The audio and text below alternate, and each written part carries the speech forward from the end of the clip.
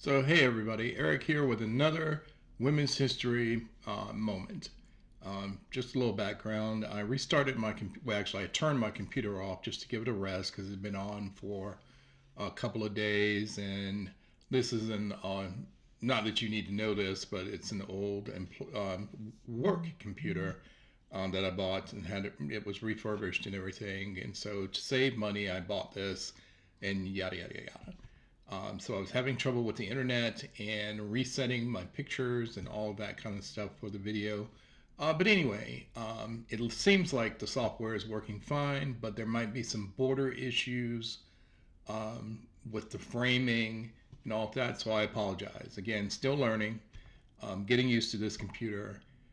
Didn't want to use my laptop. The camera is not as good as this camera and don't want to go through the trouble of hooking that up and all of that. But anyway, just giving some background. So today, I'm spotlighting someone that I had never heard of. Her name is Frances Ellen Watkins Harper, and she was actually born a freed black woman. She was not born into slavery, which is also interesting at the time that she was born, which was in 1825. And she was born in Baltimore, Maryland, which was a freed state at the time. So let's dive in. Let me pull up a picture of her. So this is a picture of Frances. I believe this is a charcoal coloring. Not sure. But I also put a link in the description for the website that has all this information that I'm about to tell you about Frances so that you can learn more about her at your own leisure. So as I said, Frances Ellen Watkins Harper was an American abolitionist, suffragist, poet, temperance activist, teacher, public speaker, and writer. Beginning in 1845, which was 20 years after she was born, she was one of the first African American women to be published in the United States. And as I said, born free in Baltimore, Maryland, Harper had a long and prolific career, publishing her first book of poetry at the age of 20. At 67, she published her widely praised novel, Lola Leroy, in 1892, placing her among the first black women to publish a novel. As a young woman in 1850, Harper taught domestic science at Union Seminary in Columbus, Ohio, a school affiliated with the African Methodist Episcopal Church, also known as the AME Church. In 1855, while living with the family of William Still, a clerk at the Pennsylvania Abolition Society, who helped refugee slaves make their way along the Underground Railroad, Harper started to write anti-slavery literature. After joining the American Anti-Slavery Society in 1853, Harper began her career as a public speaker and political activist. Harper also had a successful literary career. Her collection of poems on miscellaneous subjects, which was published in 1854, was a commercial success, making her the most popular African American poet before Paul Laurence Dunbar. Her short story, The Two Offers, was published in the Anglo-African in 1859, making literary history as the first short story published by a black woman. Harper founded, supported, and held high office in several national progressive organizations. In 1886, she became superintendent of the colored section of the Philadelphia and Pennsylvania Women's Christian Temperance Union. In 1896, she helped found the National Association of Colored Women and served as its vice president. Now, skipping through some of this information, coming down to spotlight some information about her activism. Frances Harper's activism took an intersectional approach which combined her campaign for African American civil rights with her advocacy for women's rights. One of Harper's major concerns regarded the brutal treatment of black women, including Harper herself, encountered on public transportation and this matter foregrounded her advocacy for women's suffrage. In the 1860s and beyond, Harper delivered various speeches pertaining to women's issues and more specifically, black women's issues. One of her speeches, "We Are All Bound Up Together," delivered in 1866 at the National Women's Rights Convention in New York City, demanded equal rights for all, emphasizing the need to raise awareness for African American suffrage while also advocating for women's suffrage in her speech.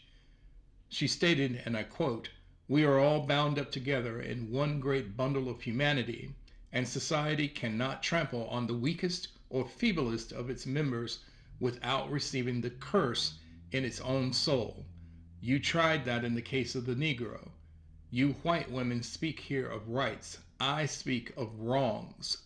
I, as a colored woman, have had in this country an education which has made me feel as if I were in the situation of Ishmael, my hand against every man, and every man's hand against me. While there exists this brutal element of society which tramples upon the feeble and treads upon the weak, I tell you that if there is any class of people who need to be lifted out of their airy notions, nothings, and selfishness, it is the white women of America." Unquote. After Harper delivered this speech, the National Women's Rights Conventions agreed to form the American Equal Rights Association, or AERA, AERA, which incorporated African American suffrage into the women's suffrage movement. Harper served as a member of AERA's Finance Committee, though black women comprised only 5 of the organization's 50-plus officers and speakers. AERA was short-lived, ending when Congress proposed the 15th Amendment, which would grant African American men the right to vote. Some of AERA's suffragists, such as Susan B. Anthony and Elizabeth Cady Stanton, did not support the amendment's aim to enfranchise black men without extending suffrage rights to women. Harper, on the other hand, supported the 15th Amendment and endorsed the amendment at AERA's final meeting. Shortly after, AERA divided into 2 separate movements: the National Women's Suffrage Association, which did not support the amendment, and the American Suffrage Association, which did support the amendment. Neither organization fully promoted the rights of black women. As a proponent of the 15th Amendment, Harper helped found the AWSA.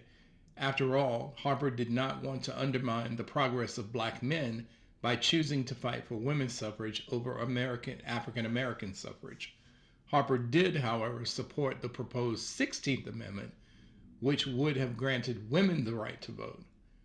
After the passage of the 15th Amendment in 1870, Harper also encouraged formerly enslaved people to vote. In addition to delivering speeches, Harper also promoted her intersectional suffrage advocacy in later years by helping found the National Association for Colored Women in 1896. Harper was also the only black woman at the progressive conferences she attended, which isolated her from the predominantly white reformers. Harper therefore helped organize the NACW to avoid the racism of white progressives. In 1897, Harper became the NACW's vice president and used her platform to advocate for black women's civil rights. Now, just a little bit, winding up this video with just a little bit about her personal life. In 1860, Frances Watkins married a widower named Fenton Harper. The couple had a daughter together named Mary Frances Harper and raised 3 other children from Fenton Harper's previous marriage.